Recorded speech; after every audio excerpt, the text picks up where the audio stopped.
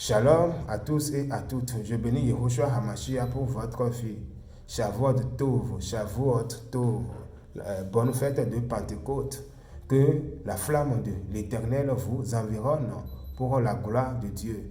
Aujourd'hui, j'aimerais vous donner le résumé de ce qu'on avait vu précédemment, le message précédent intitulé « Le sens ésotérique du mois de juin », c'est-à-dire les forces divines, puissantes, électriques qui gouvernent ce mois qu'est le mois de juin.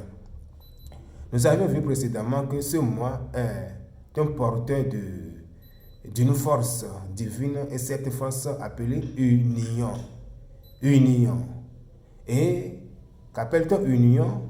Union, c'est la connexion, c'est l'accord, l'alliance entre deux choses qui ne sont pas compatibles, qui ne sont pas les mêmes, deux choses puissantes, des choses difficiles, qui ne sont pas les mêmes, mais qu'on arrive à se connecter, qu'on arrive à mettre ensemble.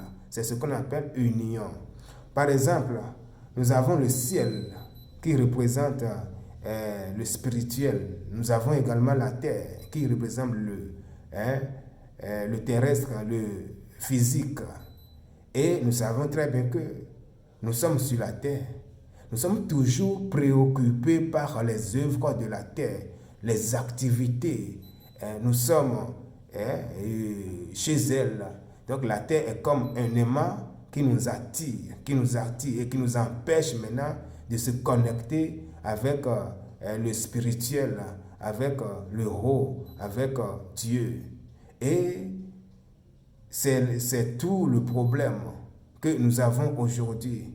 Donc, celui ou celle qui peut essayer, qui peut travailler sur ces deux dimensions, arriver à demeurer dans la présence de Dieu, à se connecter avec le spirituel, demeurer dans la présence de Dieu, étudier la Bible, prier et en même temps à faire ses activités.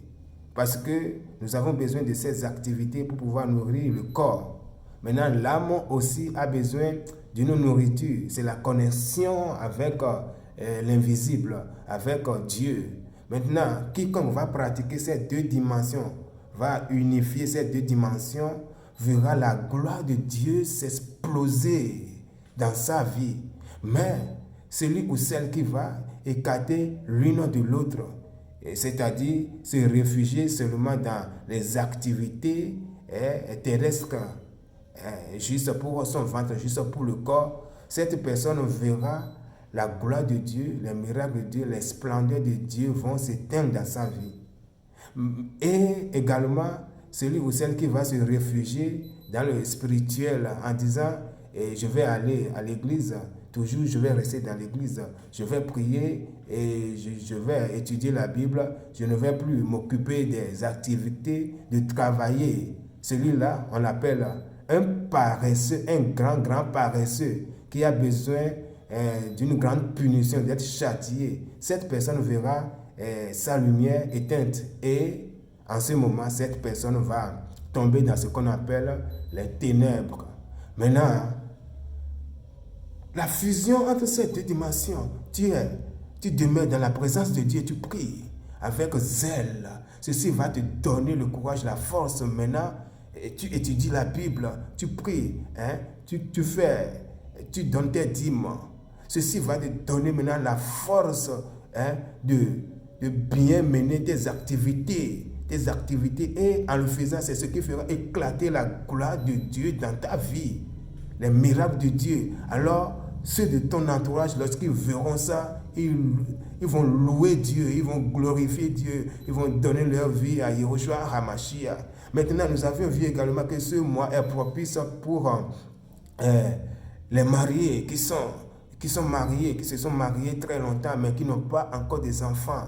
Si votre couple, si votre mariage demeure toujours intact et il n'y a pas un serpent, et l'infidélité, appelé serpent, infiltré dans votre couple et votre union est toujours intacte, alors vous aurez des enfants.